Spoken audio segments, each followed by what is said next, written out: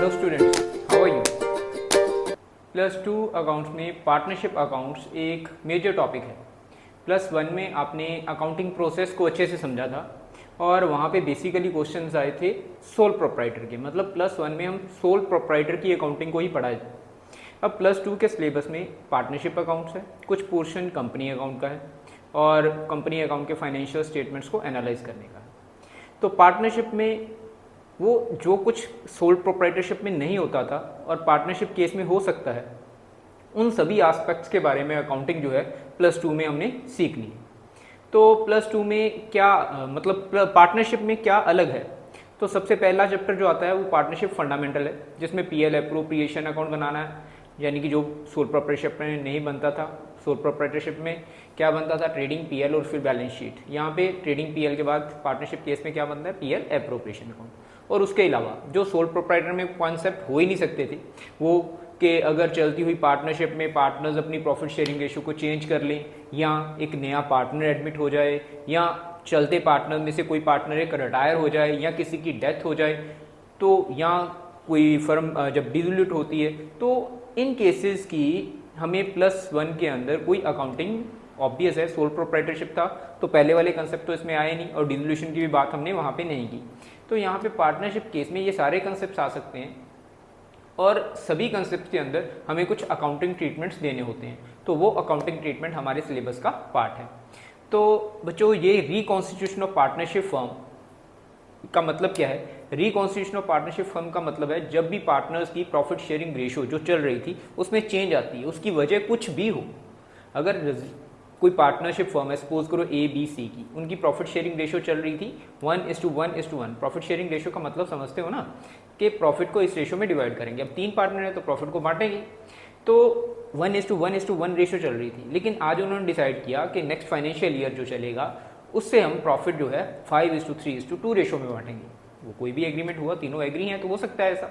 लेकिन अगर पार्टनर्स में प्रॉफिट शेयरिंग रेशो चेंज हो रही है तो उन्हें कुछ अकाउंटिंग ट्रीटमेंट करने पड़ेंगे। और यही जब पार्टनर्स की प्रॉफिट शेयरिंग रेशो पहले जैसी नहीं रही तो इसी को हम रिकॉन्स्टिट्यूशन ऑफ पार्टनरशिप फर्म बोलते हैं।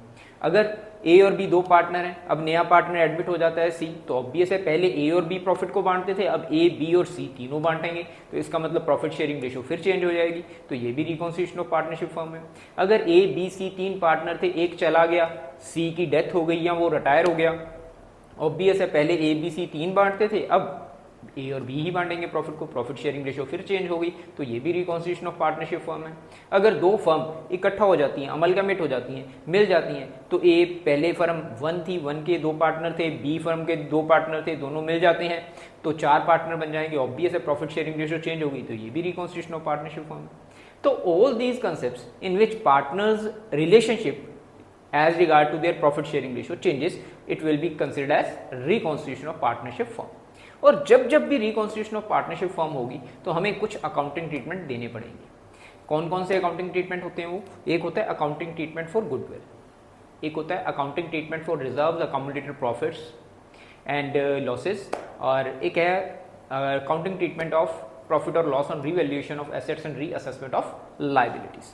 तो ये सभी ट्रीटमेंट हमें रिकॉन्स्टिट्यूशन का कोई भी कंसेप्ट आए उसमें देने पड़ेगा। सीबीएसई +2 सिलेबस में हमारे पास change in profit sharing ratio among existing partner, reconstitution का ये भी मोड है, एडमिशन भी है, रिटायरमेंट और डेथ भी है, अमलगामेशन 2 फर्में इकट्ठी हो जाती हैं, ये कंसेप्ट हमारे सिलेबस का पार्ट नहीं है। इसके बाद एक अलग पार्ट आता है डिसोल्यूशन। डिसोल्यूशन का मतलब होता है firm, dissolution of partnership firm मतलब फर्म ही खत्म हो जाती है, बिजनेस ही खत्म हो जाता है, तो वो कंसेप्ट अलग है। रिकॉन्स्टिट्यूशन ऑफ पार्टनरशिप फर्म जो है, यानी कि पार्टनर्स की प्रॉफिट शेयरिंग रेशो में चेंज आए, तो ऐसे कितने कंसेप्ट मिलेंगे, कितने चैप्टर मिलेंगे, 3 चैप्टर मिलेंगे। Change in profit sharing ratio among existing partners, admission of a partner, retirement और डेथ ऑफ अ पार्टनर। तो तीनों चैप्टर्स में हमें ये अकाउंटिंग ट्रीटमेंट देने ही होंगे।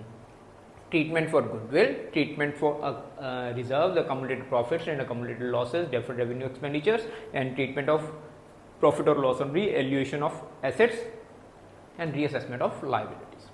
तो सबसे पहला ट्रीटमेंट जो आता है वो आता है treatment of goodwill.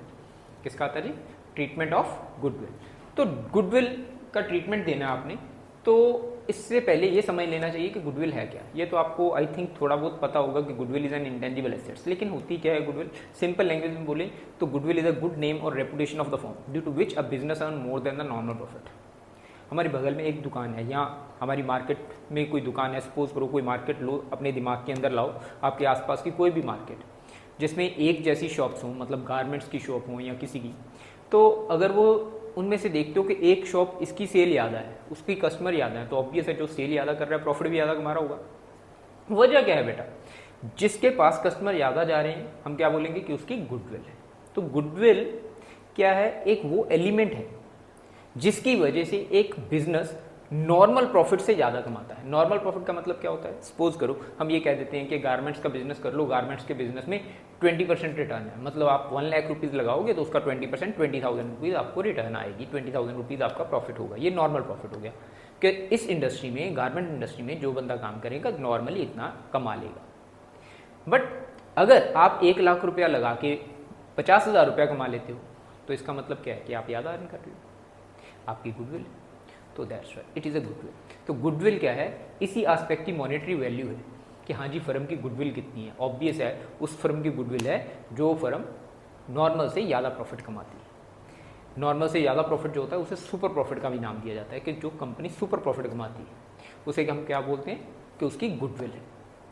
Anyways goodwill का हमें ट्रीटमेंट करना होगा, लेकिन उससे पहले कि गुडविल की वैल्यूएशन कैसे होगी। बेटा गुडविल की वैल्यूएशन करना जो है ना बहुत ही मुश्किल काम है। एक्चुअली गुडविल की वैल्यू कोई भी डिटरमाइन नहीं कर सकता सही मायने में, और ना ही कोई कह सकता कि हाँ एग्जैक्ट यही वैल्यू है गुडविल की। नो, ये तो वो वैल्यू है जिसके ऊपर दो पार्टीज या दो पर्सन्स या कह लो कि जिसके ऊपर पर्सन एग्री हैं कि हाँ भाई गुडविल की वैल्यू इतनी मान लेते हैं। फिर भी गुडविल को वैल्यूएट करने के कुछ मेथड सजेस्ट किए गए हैं। उन मेथड्स को हमारे सिलेबस में भी इंक्लूड किया गया है। उन मेथड्स के अकॉर्डिंग गुडविल की वैल्यूएशन कैसे करते हैं वो देखते हैं अभी। तो गुडविल को वैल्यूएट करने के मेथड जो हैं वो नेक्स्ट वीडियो में आपको बताता हूँ।